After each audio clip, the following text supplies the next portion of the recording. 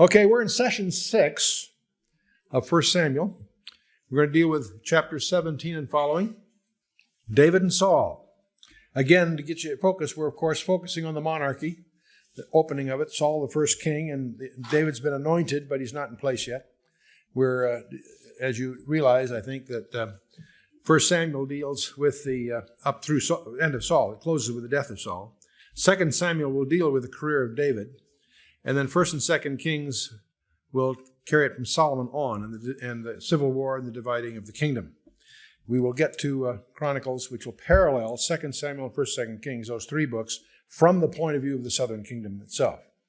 First book of Samuel. We've talked already about how Samuel rose to his office. We've seen Saul appointed, but with a very promising beginning, but we're going to see his folly and sin, especially in the coming chapters. And then, of course, David, who's been anointed, he'll have some service before Saul, and then he'll finish the book out with his years as a fugitive. And so that's a quick profile. In 1 Samuel 17, we have a story that I'm sure all of us have experienced. And let's just go through. It's interesting that this familiar story carries many lessons. We won't take the time to try to exploit that, but let's be sensitive to the fact that there's lots of application for you and I, because you and I face giants in our lives too. And hopefully we can face it with the same kind of power that David was able to draw upon. Now the Philistines had gathered together their armies to battle and were gathered together at Shochoh, which belongeth to Judah, and pitched between Shochoh and Azekah in Ephes-Dammim. And that's the coast of Damin, but anyway, it'll be to the west of Bethlehem and all of that. And Saul and the men of Israel were gathered together and pitched in the valley of Elah and set the battle in array against the Philistines. Now, if you take a look at Israel and you zero in on the Dead Sea and westward, you're going to have the region that most of our activities are going to deal with. If you go just west of Bethlehem, you find the valley of Elah, just a little bit southwest of Jerusalem, and that's where this whole episode this drama is going to take place. The Philistines stood on a mountain on the one side, and Israel stood on the mountain on the other. There was a valley between them. And there went out a champion out of the camp of the Philistines named Goliath of Gath, whose height was 6 cubits and a span. And if you assume that's an 18-inch cubit, you're talking a guy that's about 9 feet 9. Some scholars believe that there was a 21-inch cubit, and if so, he's over 10 feet tall. And so it's he's pretty terrifying. The two armies apparently intimidate each other anyway, so this whole idea of having a champion go out and settle the day was the proposal. And so obviously the Philistines surfaced this giant, and we're going to talk a little bit more about him. He's their great champion. And can you imagine how terrifying that would be? Here's a professional, a guy's been a trained warrior all his life, who's literally about 10 feet tall. Who's going to take him on? And now, if Saul had really been walking in the Spirit, he would have claimed Deuteronomy 20 or whatever and taken him on. But when people are out of fellowship with God, they can only lead into defeat. And that was Saul's pattern. He had a helmet of brass upon his head, and he was armed with a coat of mail, and the weight of the coat was 5,000 shekels of brass. That's about 125 pounds. You can figure about 40 shekels per pound. And but when they say brass, it's really what you and I would call bronze. But nevertheless, an armor of this kind, by the way, is found in the the Syrian sculptures. Apart from the javelin, all of his defensive armor was bronze, and those that were for attack were of iron. And the iron, as I mentioned before, those of us who remember our study from Judges, was a unique proprietary technology of the Philistines, at least in that region. And he had greaves of brass or bronze upon his legs and a target of brass between his shoulders. A target or gorget. It's a piece of armor protecting the throat, sort of an ornamental collar typically, covering the throat and sometimes part of the shoulders. And the staff of his spear was like a weaver's beam, and his spear's head weighed 600 shekels of Ireland, or about 15 pounds, just the tip. Can you imagine? And one bearing a shield went before him. So this is what they're facing. Can you imagine volunteering to face this guy on behalf of your constituency? Terrifying stuff. And he stood and he cried unto the armies of Israel and said unto them, Why are ye come out to set your battle in array? Am I not a Philistine, and ye servants to Saul? Choose you a man for you, and let him come down to me. And if he be able to fight with me and kill me, then we will be your servants. But if I prevail against him and kill him, then shall ye be our servants and serve us. The Philistine said, I defy the armies of Israel this day. Give me a man that we may fight together. So that's the proposal. Incidentally, the Targum of Jonathan, incidental thing, states that Goliath went on to boast that it was he who killed Hophni and Phinehas, and he's the one that carried the ark to the house of Dagon, and on many occasions had slaughtered Israelites. So he apparently is a man of some repute in the region, as one can imagine. This idea of a battle being determined by champions, a contest between two warriors, is also, that in the Trojan War we had Achilles and Hector and so forth. It's an ancient tradition in some respects. So Saul and all Israel heard these words of the Philistine. They were dismayed and greatly afraid. That's sort of understandable in the flesh, isn't it? Can you imagine? It's glib for us who've read the story and know how it ends to say, gee, what are they afraid of? But let's face it, that's tough stuff. And now David was the son of that Ephrathite of Bethlehem, Judah, whose name was Jesse. And he had 8 sons. And the man went among men for an old man in the days of Saul. So Jesse's getting on in years. We can infer that from a number of cases here anyway. And the 3 eldest sons of Jesse went and followed Saul to the battle. And the names of these 3 sons that went to the battle were Eliab, the firstborn, and next to him Abinadab, and third Shammah. Now David was the youngest, and the 3 eldest followed Saul. So David was around from time to time, but he really operated out of his home, which was in Bethlehem. David went and returned from Saul to feed his father's sheep at Bethlehem. He didn't remain permanently. Remember, he went back and forth when he served Saul in the earlier chapters. So he'd visit the court when he could, but at the same time he didn't neglect his responsibilities at home. And the Philistine, namely Goliath, drew near morning and evening and presented himself 40 days.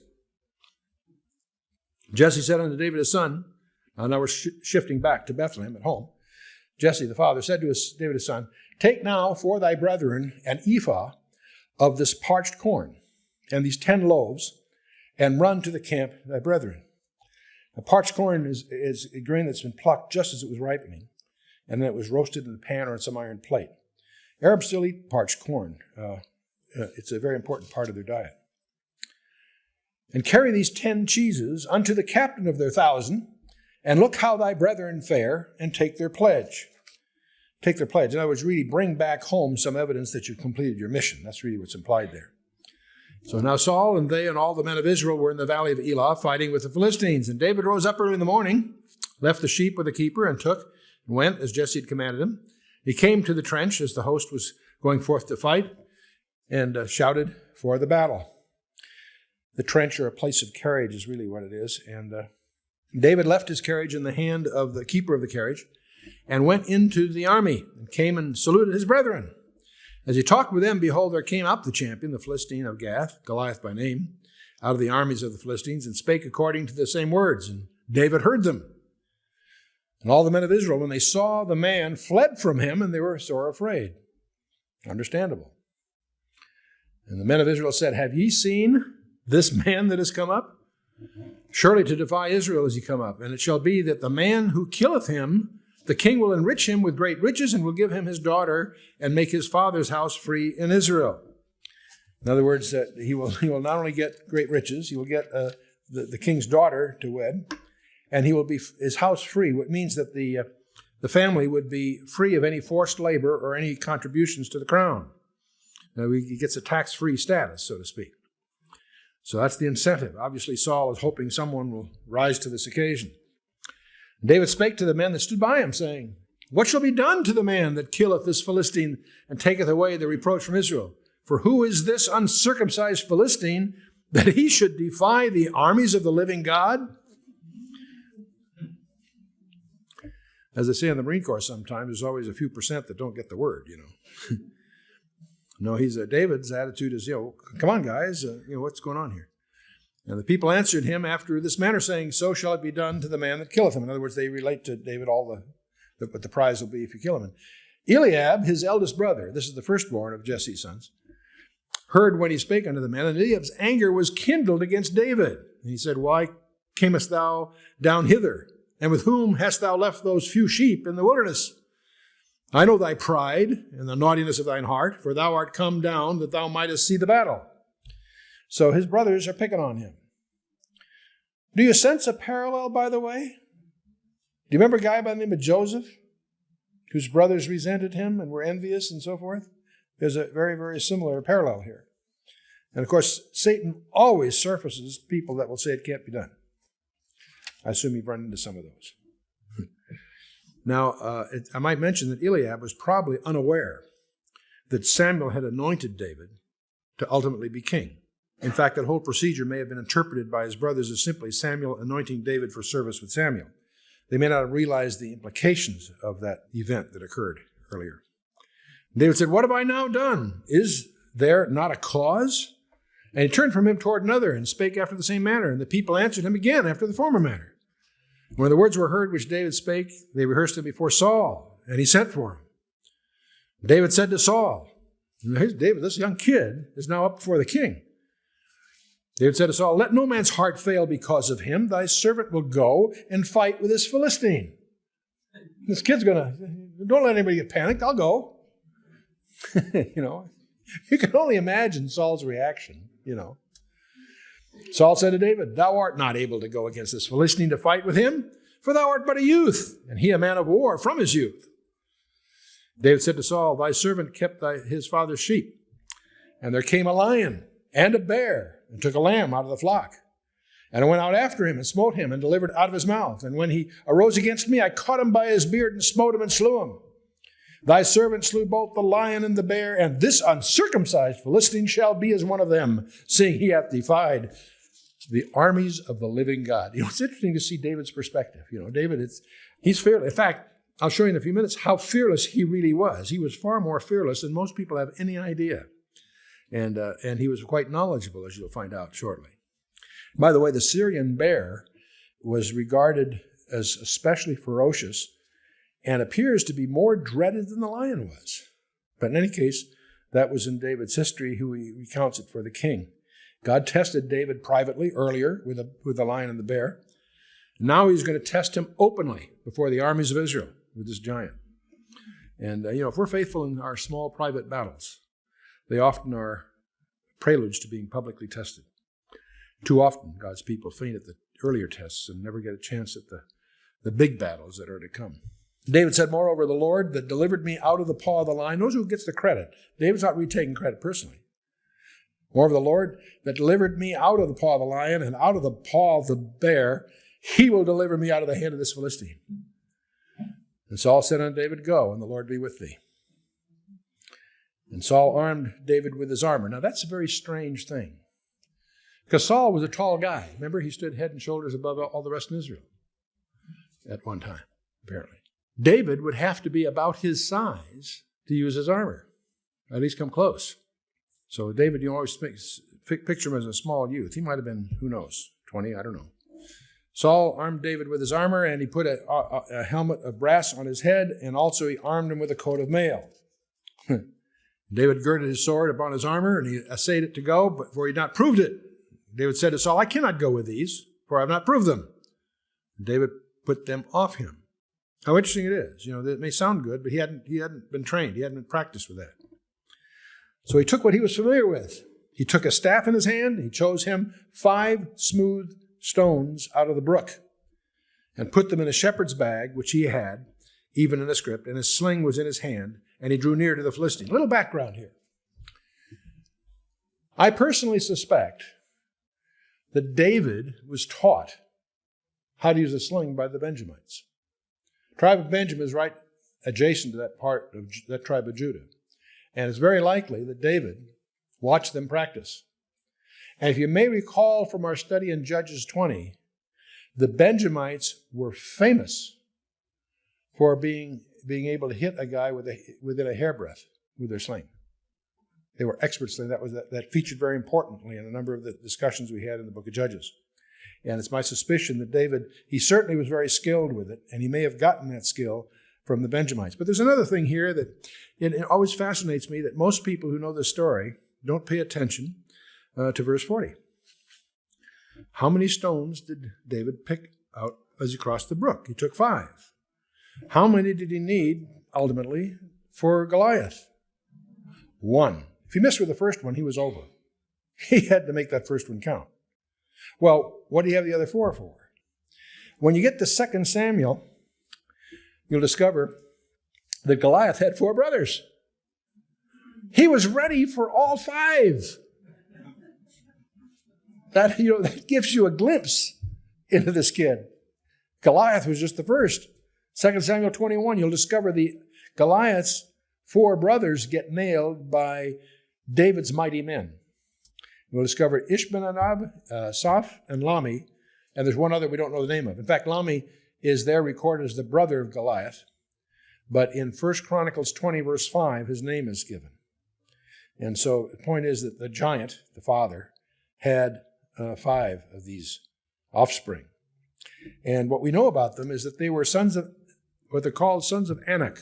Anak was one of the giants. Remember, Og up in the Bashan was the king of the giants. You find this word giant translated all through the Old Testament. The word is often the translation for the Nephilim or the Rephaim, but they're translated giants. They happen to be giants, but that's not perhaps the most distinguishing feature, because they also had 6 fingers and 6 toes. These were strange creatures. And they're called the Rephaim, and they're also called the Nephilim. And to really understand this, you got to get into Genesis chapter 6 and understand who the Nephilim really were, and understand that they weren't restricted to just before the flood. The flood was sent to wipe them out, because Satan's approach was to corrupt the genealogy of humankind. That's what the flood was sent. The shenanigans that brought those about occurred also after that, Genesis 6 verse 4 tells us. And you'll find all through the Old Testament the giants mentioned, Og, the king of the giants. And sometimes they're called the Rephaim. That word is sometimes translated giant. It's sometimes translated dead, the walking dead. They were known to the Moabites as the Emim, these tribes, and to Ammonites as the Zamzummim, in Deuteronomy 2. If you're sensitive to this and do your homework, you'll discover they pervade the Old Testament. It's very important to understand that these were strange creatures. They weren't just large and oversized. The words that are used here are translated giants and dead and so forth. There's a strange passage in Isaiah 26, which implies they're not eligible for resurrection. Christ never became a Nephilim and died for them. Different breed. Spooky stuff. Don't want to get into it all here. We take the classic, what's called the angel view of Genesis 6, which the ancient rabbis held and what the early church held up until the 5th century.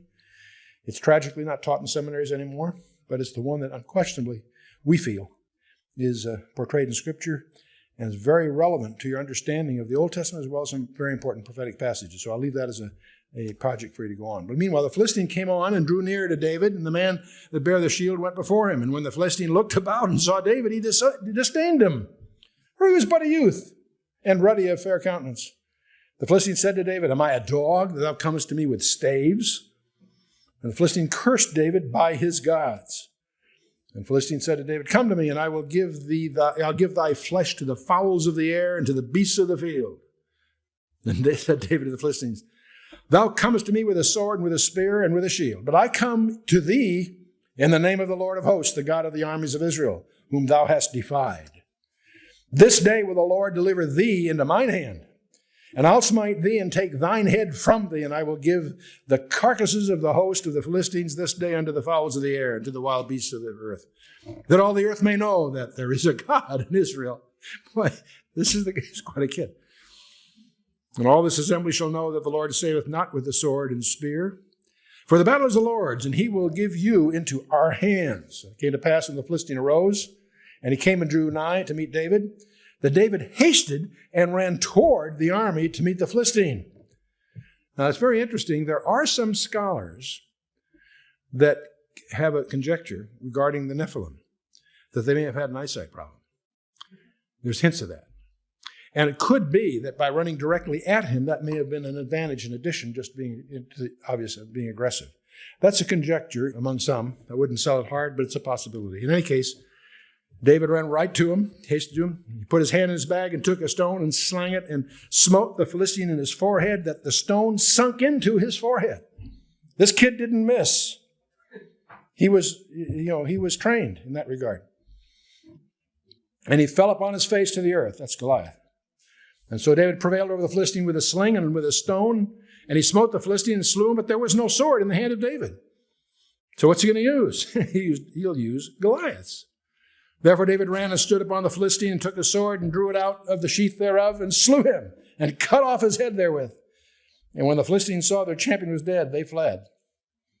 Gustave Doré, who was an artist in the middle 19th century, has a lot of illustrations. Obviously, this is much portrayed in art. I just have thrown this in here because it's one person's view of the occasion.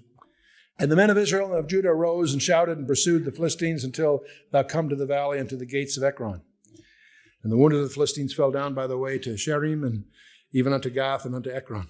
And the children of Israel returned from chasing after the Philistines, and they spoiled their tents.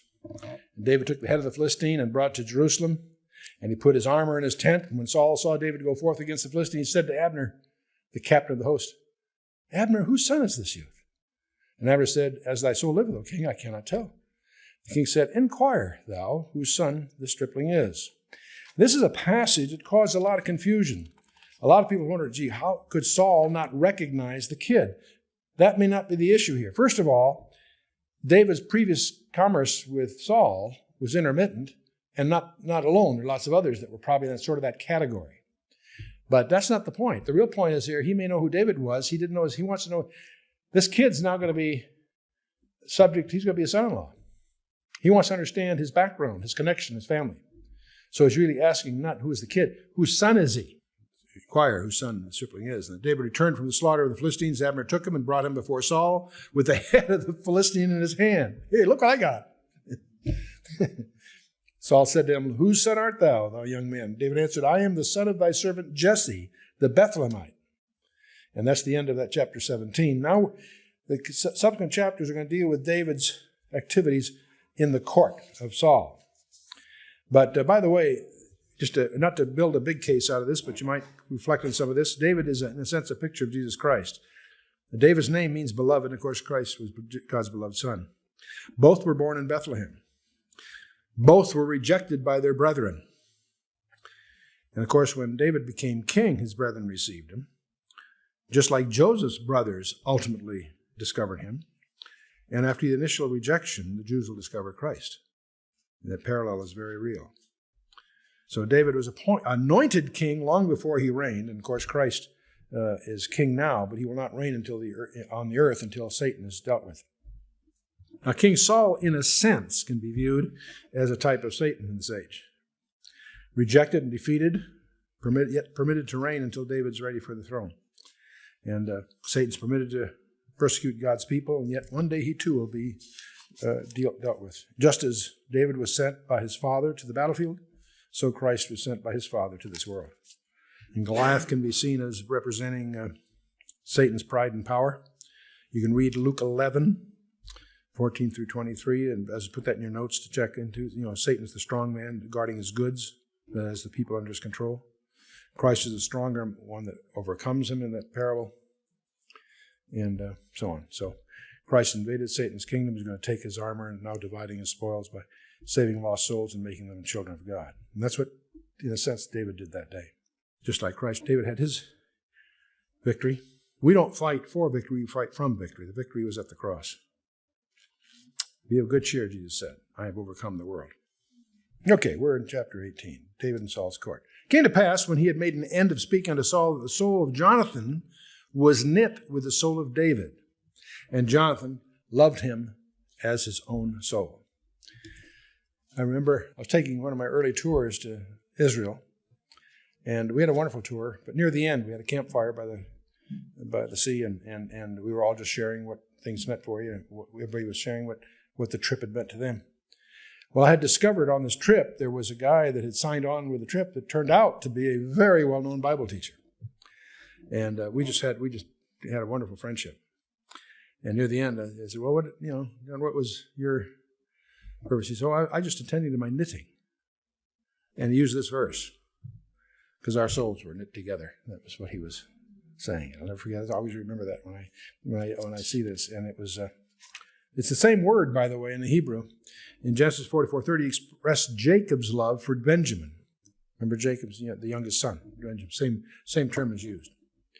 But Jonathan loved him as his own soul. Now, Jonathan had every reason to resent David because David hadn't come along. The dynasty was his. He would have been the next king. But he's not jealous. He loves David, and he really helps him. You're going to see they become bonded. They're real soulmates. And Saul took him that day and would let him go no more home to his father's house. That is David.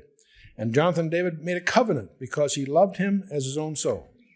Jonathan stripped himself of the robe that was upon him and gave it to David, and his garments, even his sword, and to his bow, and to his girdle.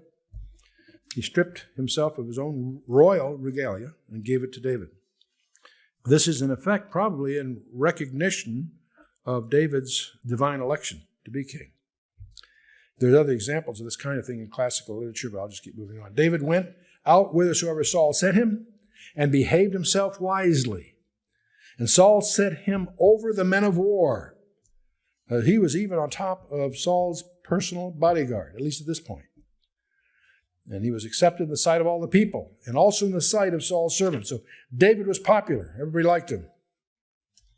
It came to pass, as they came, when David was returned from the slaughter of the Philistine, that women came out of all the cities of Israel singing and dancing to meet King Saul with tabrets and with joy and with instruments of music. The women answered one another as they played and said, Saul hath slain his thousands and David his 10,000s. That didn't sit too well with Saul, of course. That didn't sit well with him at all. Saul was very wroth, and the saying displeased him. He said, they have ascribed unto David 10,000s, and to me they have ascribed but thousands. And what can he have more but the kingdom? And Saul eyed David from that day on. So now David's in trouble. Proverbs 27:21. As the fining pot for silver and the furnace for gold, so is a man to his praise. It's dangerous to start believing your own press releases. See, the praise that made David humble brought the dross in Saul's heart to the top and revealed his pride and his desire for glory. It came to pass on the morrow that the evil spirit from God came upon Saul. That's permissive spirit. In other words, he could have done it without God's permission, of course. And he prophesied in the midst of the house. And David played with his hand as at other times, and there was a javelin in Saul's hand. Now, this is very strange. It seemed that Saul seemed to have a javelin in his hand a lot. He may have had it like a scepter, and that was an ancient custom that some kings did that. They had a javelin like you and I think of a scepter. And Saul cast the javelin, for he said, I will smite David even to the wall with it. And David avoided out of his presence twice. This happened twice, not just once. Saul was afraid of David because the Lord was with him, and he was departed from Saul. So Saul, rather than recognizing the situation as reality, it struck him with terror. Therefore Saul moved him from him, and made him captain over 1,000. In other words, he demoted him. And he went out and came out and in before the people. And David behaved himself wisely in all his ways, and the Lord was with him. Wherefore, when Saul saw that he behaved himself very wisely, he was afraid of him. And all Israel and Judah loved David because he went out and came in before them. He's a man of the people, in other words. And Saul said to David, Behold, my elder daughter Merab, her will I give thee to wife. Only be thou valiant for me and fight the Lord's battles.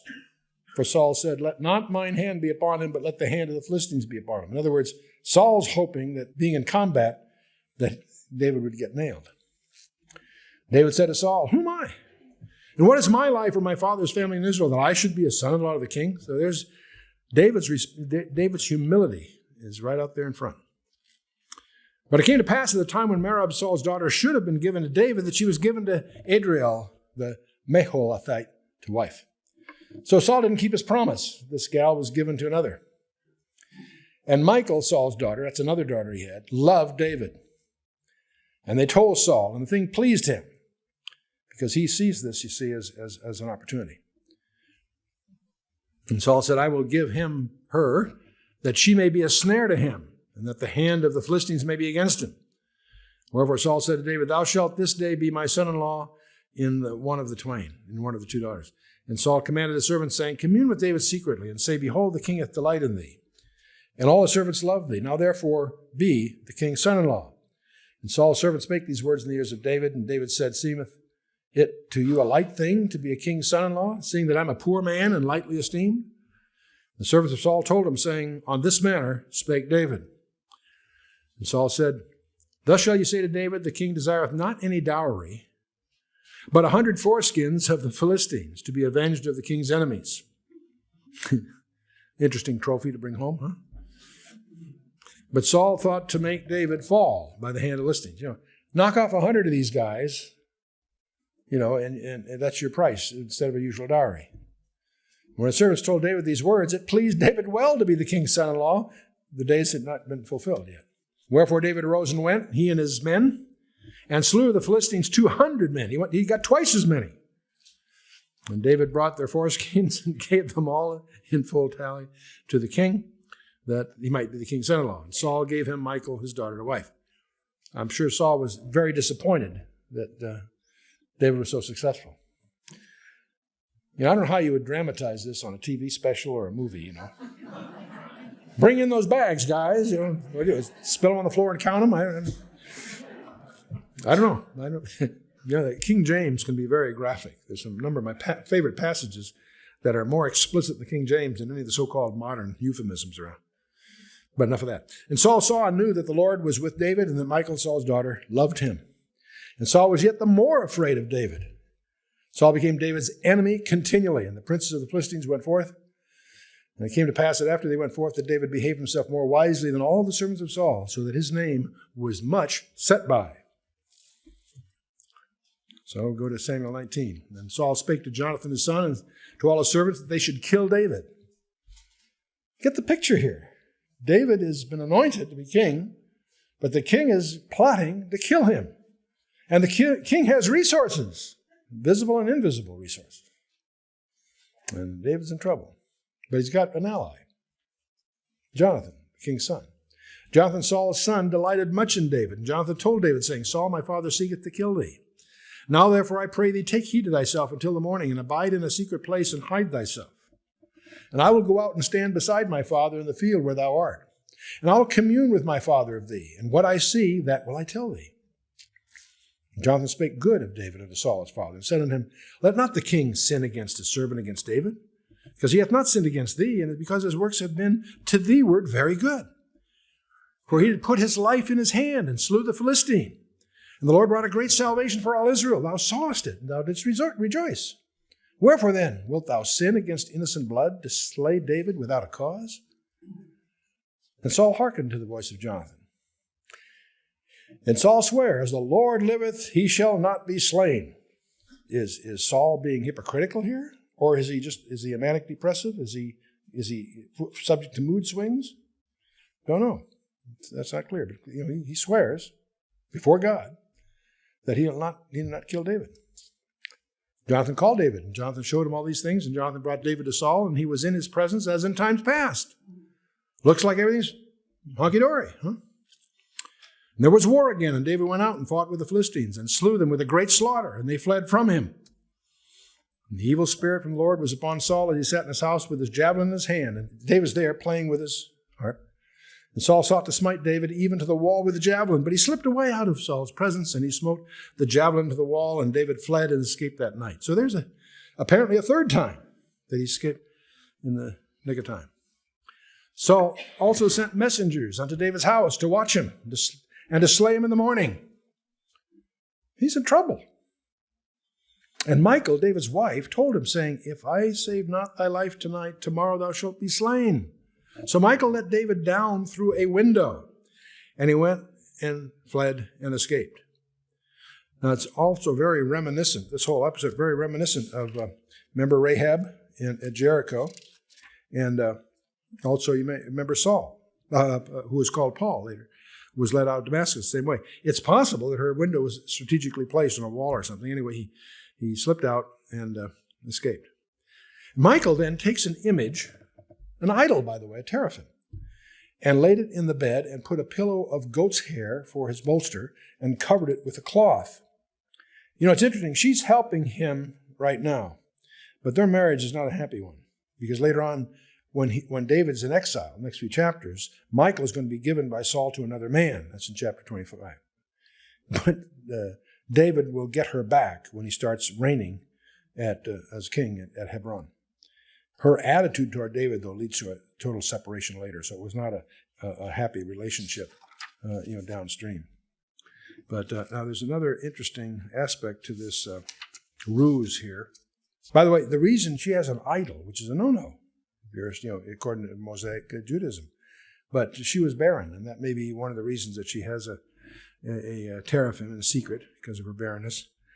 Now Josephus relates that Michal placed a still-moving goat liver in the bed to make the messengers believe that there was breathing, because it can still throb for a while. And that's Josephus recounts that, just to add a little color to the thing. Can you imagine? So if you're ever going to, sneak out at night and put something in your bed, you might consider just putting goat's liver in there. So, okay. I've never tried it, but, Josephus, I don't know. Yeah, okay. So anyway, the idea is to make it look like David's sick in bed is the whole point. And so when Saul sent his message to take David, she said, he is sick. Saul sent the message again to see David, saying, bring him to me in the bed that I may slay him. Saul's upset. And when the messengers were come in, behold, there was an image in the bed with a pillow of goat's hair for his bolster. And Saul said to Michal, why hast thou deceived me so and sent away mine enemy, that he has escaped? Michal answered and said, he said unto me, let me go, why should I kill thee? In other words, she tries to make it look like, David threatened her life. That's why she did this.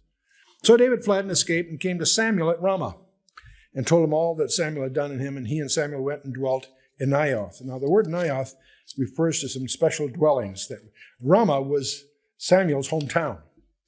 And this is also where there are allusions here, like it's a school, that this is where Samuel had a school for the prophets. We don't know a lot about it. It's only alluded to from time to time. It was told Saul, saying, behold, David is at Naioth at Ramah. So there's apparently a collection of buildings there, this school thing that Samuel was in charge of. And Saul sent messengers to take David, and when they saw the company of the prophets prophesying, and Samuel standing as anointed over them, the Spirit of God was upon the messenger of Saul. So they also prophesied. And what's implied by the prophesied here, they're in a trance. They're in an ecstatic trance of some kind. They were, and so the messengers also get in this mode. And when it was told Saul, he sent other messengers, and they prophesied likewise. And Saul sent the message again a third time, and they prophesied also.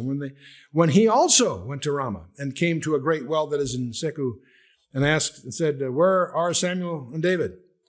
And one said, behold, they be at Naioth at Ramah. And he went thither to Naioth and Ramah, and the Spirit of God was upon him also. In other words, upon Saul. And he went on and prophesied until he came to Naioth and Ramah, and he stripped off his clothes also and prophesied before Samuel in like manner. Lay down naked all that day and all that night. Wherefore they say, is Saul also among the prophets? Because he also got involved in this ecstatic thing. So now this starts really David fleeing into exile. David fled from Naioth and Ramah and came and said before Jonathan, what have I done? What is mine iniquity? What is my sin before thy father? They seeketh my life. He said unto him, God forbid thou shalt not die. Behold, my father will do nothing, either great or small, but he will show it to me. And why should my father hide this thing from me? It is not so. Jonathan can't really believe that Saul is really doing all this. David sware moreover and said, thy father certainly knoweth that I have found grace in thine eyes. And he saith, let not Jonathan know this, lest he be grieved. But truly as the Lord liveth, as thy soul liveth, there is but a step between me and death. And the Hebrew commentators say about that step is really referring to the fact that he took a step to duck the javelin. That's really what's implied by the language here. And then said Jonathan to David, whatsoever thy soul desireth, I will even do it for thee. David said to Jonathan, behold, tomorrow is the new moon, and I should not fail to sit with the king at meat. But let me go that I may hide myself in the field unto the third day at even. See, at the new moon, every month, the new moon was marked the month, and there was always a feast each time. And the feast was ceremonially prescribed. You'll find it in 2 Kings 4, Isaiah 1, 13, Amos 8, 5. It's one of the main festivals. It's not just a religious festival. It's also, as in Numbers 10 and 28 with detail, it's also a civil festival. And since David was a member of the royal household, in effect, he was expected to be there at the noon new moon sacrificial meal. So if thy father at all miss me, say, David earnestly asked me to leave that he might run to Bethlehem, his city, for there is a yearly sacrifice there for all the family. And if he say thus, it is well, thy servant shall have peace. But if he be very wroth, then be sure that evil is determined by him. This is sort of a sign that David's seeking. Therefore thou shalt deal kindly with thy servant, for thou hast brought thy servant into a covenant of the Lord with thee. Notwithstanding, if there be in me iniquity, slay me thyself. For why shouldest thou bring me to thy father? Jonathan said, far be it from thee. For if I knew certainly that evil were determined by my father to come upon thee, then would I not tell thee? And then said David to Jonathan, who shall tell me? And what if thy father answer thee roughly? Jonathan said unto David, come and let us go out in the field. And they went out, both of them, into the field. And they set up a code here, in effect. Jonathan said unto David, O Lord God of Israel, when I have sounded my father out tomorrow at any time, or on the third day, behold, if there be good toward David, then I shall send not for thee and show it thee. The Lord do so, and much more to Jonathan. But if it please my father do thee evil, then I will show it thee and send thee away, that thou mayest go in peace. And the Lord be with thee as he hath been with my father. Thou shalt not only while yet I live show me kindness of the Lord, that I die not. What he's talking about here is that when David gets to be king, he's asking that he and his progeny get protected by the king for this commitment. But also thou shalt not cut off thy kindness from my house forever, no, not when the Lord hath cut off the enemies of David, every one of them from the face of the earth. So Jonathan made a covenant with the house of David, saying, let the Lord even require it at the hand of David's enemies. And Jonathan caused David to swear again because he loved him, for he loved him as he loved his own soul. And then Jonathan said to David, tomorrow is the new moon, and thou shalt be missed because thy seat will be empty. And when thou hast stayed 3 days, then thou shalt go down quickly and come to the place where thou didst hide thyself when the business was in hand, and thou shalt remain by the stone Ezel. And I will shoot 3 arrows on the side thereof, as though I shot at a mark. And behold, I will send a lad, saying, go find out the arrows. And if I expressly say to the lad, behold, the arrows are on this side of thee, take them and come thou, for there is peace to thee and no hurt, as the Lord liveth. But if I say thus to the young man, behold, the arrows are beyond thee, go thy way, for the Lord hath sent thee away. So that's the code that they've set up in effect. As touching the matter which thou and I have spoken of, behold, the Lord be between thee and me forever. So David hid himself in the field, and when the new moon was come, the king sat him down to eat meat, and the king sat upon his seat, as at other times, even upon the seat by the wall. And Jonathan arose, and Abner by Saul's side, and David's place was empty.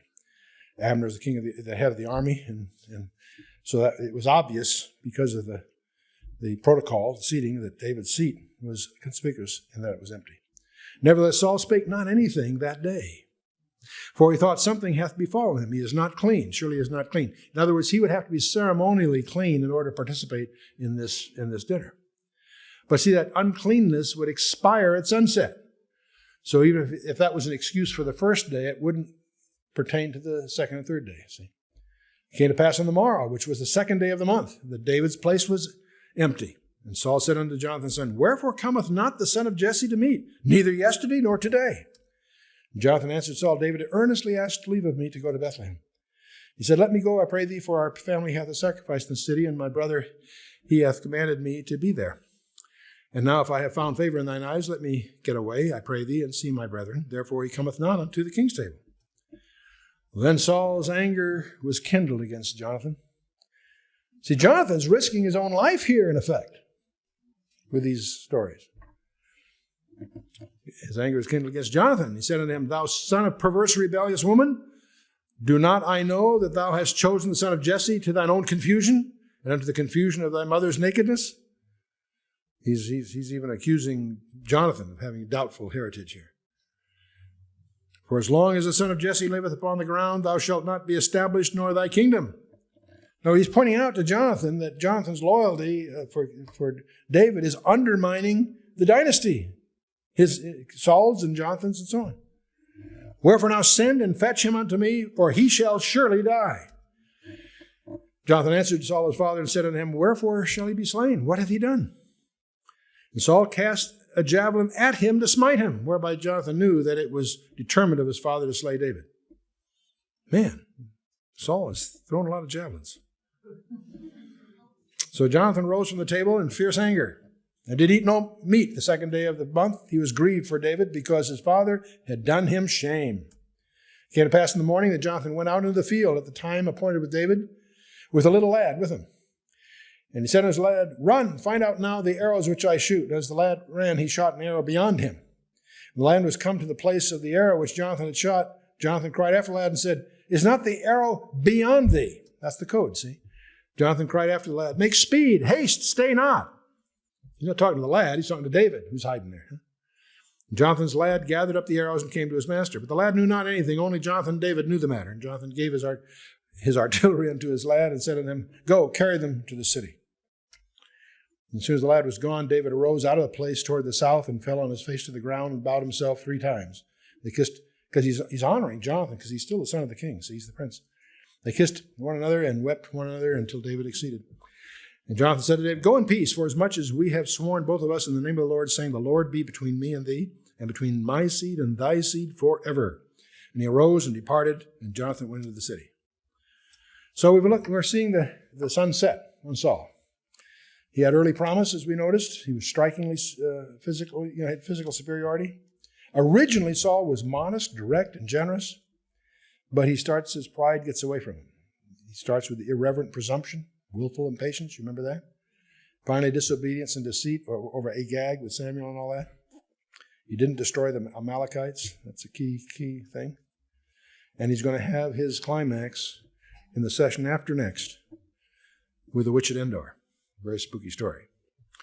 In our next session, we're going to explore a series of chapters that with David fleeing as a fugitive, David in exile. And a number of interesting episodes occur in that session. And following all of that, in the final session, which will be the session after next, Samuel will have died by then. Saul is in panic because Samuel was his only friend. And he resorts to consorting with a medium. That's a strange story because Samuel shows up at that seance. And boy, does that raise some questions that we'll be talking about when we get there. They're very appropriate for our Halloween season. And that will conclude Samuel. The book of 1 Samuel, which is primarily focusing on the career of Saul. And 2 Samuel will deal with the rise of David as a king. Let's stand for a closing word of prayer. Well, Father, we thank you for your word. We thank you for the example of David, how we thrill at his courage and conviction and his confidence, not in his own skills, but in the God of Israel. What an example he gives all of us, because we all encounter our giants, those things that we think we can't overcome. And yet, Father, help us to understand that you have overcome the world. We thank you, Father, for David's example. We thank you for your word.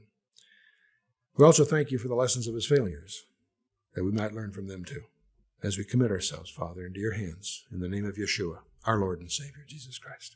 Amen.